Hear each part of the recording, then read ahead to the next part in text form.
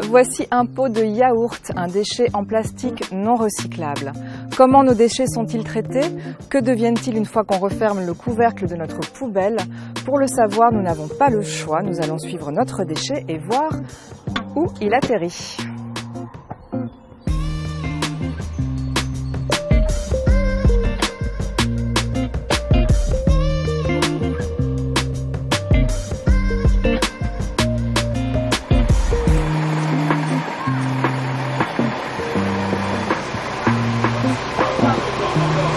Si vous habitez dans le sud de l'île, vos déchets se retrouvent inévitablement ici, au centre de tri et de valorisation des déchets de Pierrefonds. Enfin, pas tous vos déchets, car certains sont jugés non conformes et doivent subir un traitement spécifique. Avant de pouvoir rentrer sur le site du CTVD, il reste une dernière étape, celle de la pesée. Cela assure une certaine traçabilité sur chaque plateforme de déchets. J'en profite aussi pour déclarer le contenu de mon camion. Cela va me permettre de savoir où me diriger par la suite. En une année, ce sont plus de 300 000 tonnes de déchets qui passent par ici, soit plus de 18 000 camions. Un défilé interminable de déchets qu'il faut trier, valoriser ou enfouir. Bon bah merci, bonne journée. Au revoir.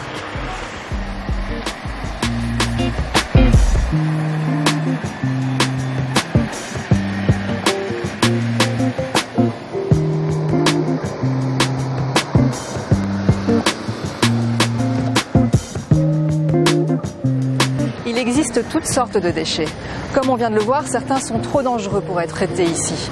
D'autres, en revanche, sont bien valorisés à la rivière Saint-Étienne. C'est le cas notamment des déchets verts.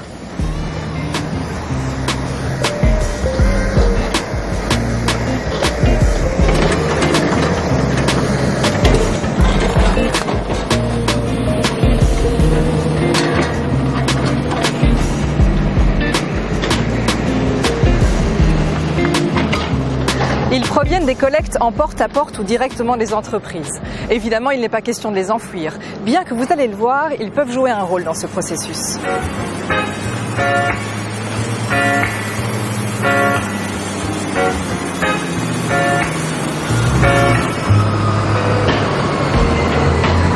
Ce broyat a plusieurs utilités. Son usage principal est l'usage agricole, comme amendement des cultures, mais il peut également servir de couverture des déchets dans les casiers en cours d'exploitation, limitant ainsi les odeurs, l'infiltration des eaux de pluie et les envols.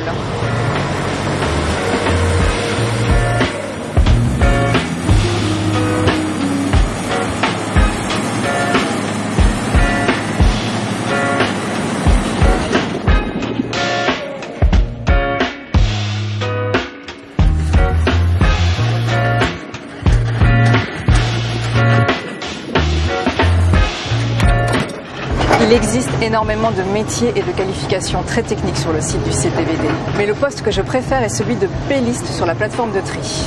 Ici sont rassemblés des déchets en mélange, venus des activités économiques et des encombrants des ménages. Et bien évidemment, il n'est pas question de les trier à la main, mais grâce à cette grosse pince utilisée avec précision. Un peu comme les jeux d'adresse à la fête foraine.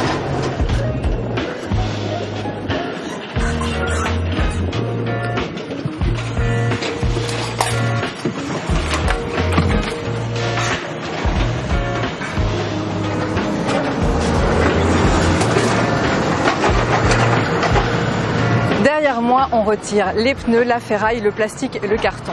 Tous ces objets vont poursuivre leur chemin de valorisation en dehors du CTVD. La ferraille va être broyée puis exportée. Les pneus vont devenir du revêtement pour sol, une filière qui est présente à La Réunion. Le plastique et le carton, en revanche, vont être exportés pour être valorisés en dehors du département. Maintenant que la partie valorisable des déchets a été séparée des déchets dits ultimes, il est temps de retrouver notre camion qui transporte toujours notre déchet.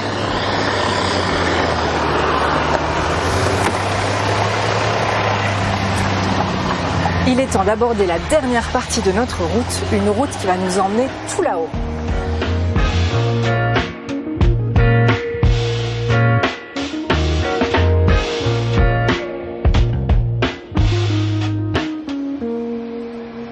C'est donc ici, au sommet du site du CTVD, que les déchets ultimes vont être enfouis.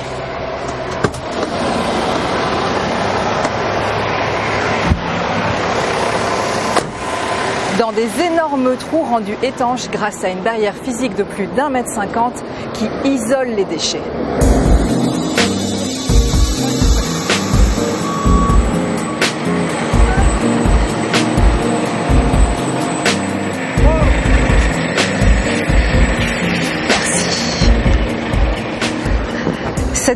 verre est essentiel à la protection de l'environnement. Chaque trou est divisé en casiers et aujourd'hui nous allons décharger le camion dans le casier I en exploitation depuis mai 2018.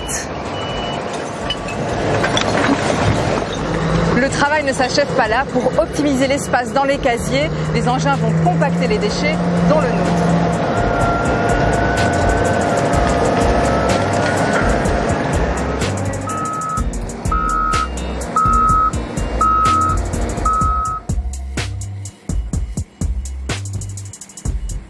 Une fois les casiers définitivement recouverts, les déchets se retrouvent dans un environnement totalement isolé. Cette isolation est importante pour plusieurs raisons. Bien sûr, elle permet d'éviter la contamination des sols, mais pas uniquement.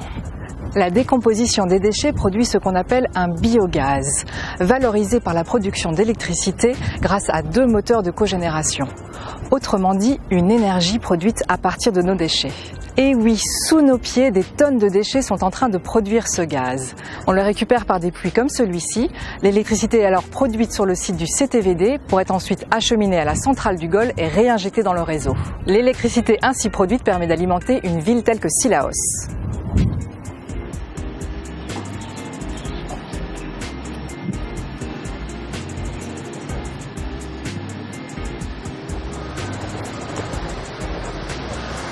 D'autres tuyaux quittent les casiers. Ceux-ci ne transportent pas du gaz, mais du lixivia. Un joli nom pour une substance peu attrayante. Vous savez, le jus qui traîne dans le fond de vos poubelles. Ici, on en trouve des centaines de milliers de litres. Là encore, on a du mal à imaginer une valorisation de ce liquide marron, mais vous verrez qu'il trouve aussi son utilité.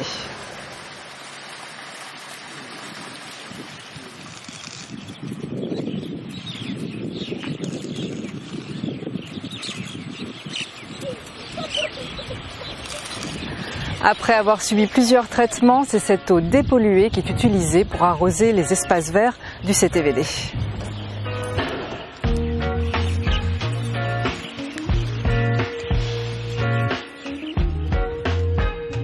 Cet espace vert, c'est sur les déchets qu'il pousse. C'est la dernière phase de la vie des casiers. Une fois fermés, les casiers d'enfouissement sont contrôlés et suivis pour une période de 30 ans. On contrôle la qualité de la nappe phréatique à proximité du site, la stabilité des massifs de déchets, la qualité et quantité du biogaz produit et l'état des réseaux biogaz et lixivia. C'est notre responsabilité. Puis, c'est la nature qui prend le relais.